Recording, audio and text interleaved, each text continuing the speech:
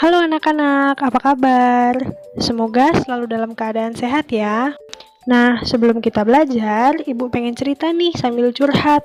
Rasanya kangen banget loh sama kalian. Nggak terasa ini udah bulan September. Sudah lama ya kita mengikuti pembelajaran jarak jauh. Kalau kalian kangen nggak dengan situasi sekolah seperti ini? Nah, sedikit cerita nih, kalau misalnya di sekolah, Ibu sering sekali menggunakan simulasi di kelas.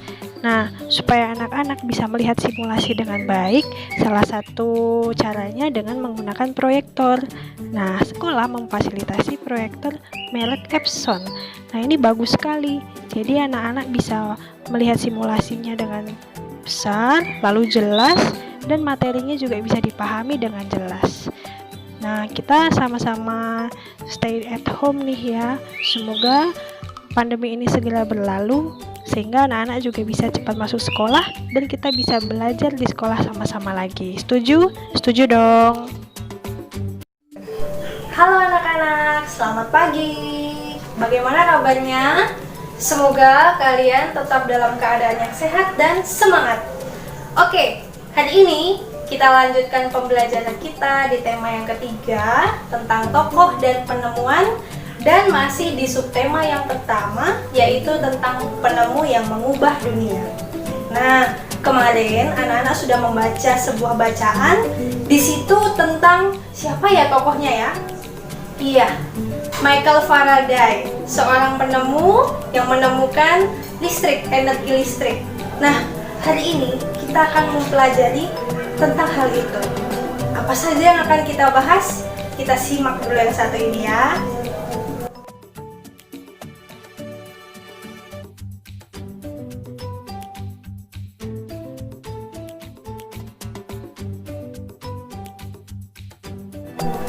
Nah, selain itu, hal penting kedua yang sudah dibaca dari teks adalah kalian lihat digambarkan di situ ada dua rangkaian listrik, yaitu rangkaian seri dan rangkaian paralel.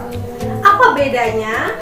Nah, bedanya coba lihat dari gambarnya, pasti bentuknya sudah berbeda. Nah, hari ini kita akan membahas yang pertama dulu, yaitu tentang rangkaian seri. Seperti apa rangkaian seri? Kita lihat dari gambarnya. Nah, ada lampu yang disusun berjajar ya, 1, 2, kemudian ada baterai. Nah, jadi arus listriknya itu mengalir dari baterai, itu kan ada kutub positif dan negatif kan? Nah, arus listriknya mengalir dari kutub positif, kemudian ke lampu 1, lalu ke lampu yang kedua, kemudian kembali ke baterai lewat kutub yang negatif. Nah, kemudian mengalir lagi dari kutub positif ke lampu 1, lampu 2, kembali ke baterai. Begitu seterusnya untuk rangkaian seri. Bisa dipahami ya? Oke, nah dari simulasi ini, Ibu mau coba jelaskan ke anak-anak tentang rangkaian seri. Perhatikan ya. Nah, yang pertama, kita pilih dulu komponennya mau apa yang kita gunakan di sini. Nah, misalnya yang pertama lampu. Kemudian lampunya kita posisikan. Lalu ini ya, satu lampu. Kemudian pasang baterainya. Nah, ada dua baterai. Kita posisikan ya. Nah, kita pasang baterainya. Nah, mengaitkan dua baterai itu begini ya. Jadi tidak perlu menggunakan kabel. Langsung saja dihubungkan. Tetapi perlu diperhatikan mana kutub positif dan mana kutub negatifnya. Jadi jangan sampai kutub positif ketemu dengan positif. Nah, positif yang ada jendulannya ini, yang ada tonjolannya. Sedangkan yang di bagian hitam itu yang negatif. Nih ya. Cara menghubungkannya seperti ini. Nah, supaya dia terhubung dengan lampu, kita harus menggunakan kabel. Begini ya. Nah, jadi yang pertama dipasang kabel itu adalah lampunya. Kalau kabel sudah dipasang di lampu, baru dihubungkan ke baterai. Nah, ini lampunya menyala. Seperti ini ya. Nah, Ini baru satu lampu. Nah, jadi aliran listriknya itu dari kutub positif, lalu menuju ke lampu, kemudian menuju ke kutub negatif. Nah, begitu seterusnya. Jadi arus listrik itu mengalir seperti itu ya, seperti aliran air. Nah, seperti ini. Itu arus listriknya. Nah, kemudian ini kan baru satu lampu nih. Nah, rangkaian seri itu misalnya di sini Ibu mau buat ada 2 lampu. Nah, ada 2 lampu, sudah dipasang lampunya. Sekarang kedua lampu tersebut dihubungkan dengan kabel. Nah, nyala. Nah, anak-anak bisa bandingkan tadi nyala lampu 1 lampu dengan sekarang 2 lampu. Sama-sama dengan menggunakan 2 baterai. Ternyata yang 2 lampu, nyala lampunya lebih redup. Nah, ini untuk rangkaian listrik seri ya. Jadi, diperhatikan aliran listrik itu dari kutub positif, kemudian menuju ke lampu pertama. Nah, kemudian ke lampu yang kedua, lalu kembali ke kutub negatif. Begitu seterusnya. Hanya ada satu jalur ya. Nih, tidak ada percabangan. Itulah rangkaian seri.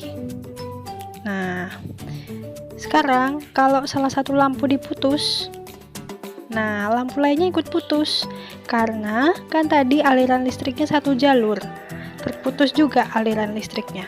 Kalau yang ini sama. Nah, begitu ya. Itu ciri-ciri rangkaian seri. Jadi hanya ada satu jalur, kalau salah satu lampu padam, lampu lainnya juga ikut padam. Gitu. Nah, kalau misalnya di rumah ada rangkaian seri dipasang di lampu, otomatis kalau salah satu lampu padam, lampu lainnya juga ikut padam. Nah, itu kelemahannya menggunakan rangkaian seri. Itu ya.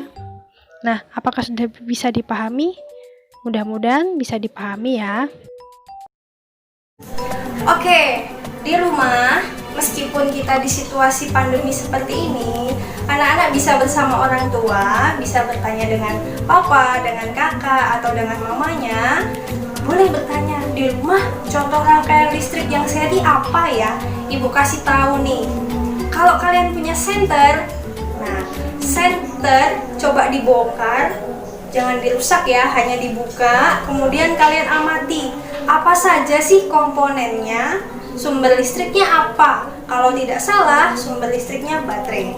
Kemudian dari baterai pasti ada penghubungnya ke lampu. Nah, bisa menggunakan kabel atau bisa juga menggunakan batang yang menghantar listrik atau konduktor listrik. Kemudian pasti ada lampunya. Nah, itu salah satu contoh rangkaian seri yang ada di rumah. Coba kalian bisa lihat lagi di rumah, siapa tahu nih ada alat lain yang menggunakan rangkaian listrik seri.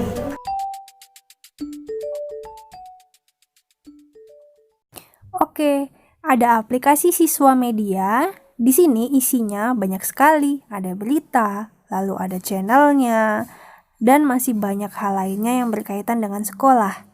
Nah, kita bisa lihat nih ada kelas, ada jadwalnya, kemudian ada kuisnya. Nah, akademis di sini juga ada macam-macam. Lalu ini juga menarik bagian ini. Yang paling aku suka, ini dia bagian berita.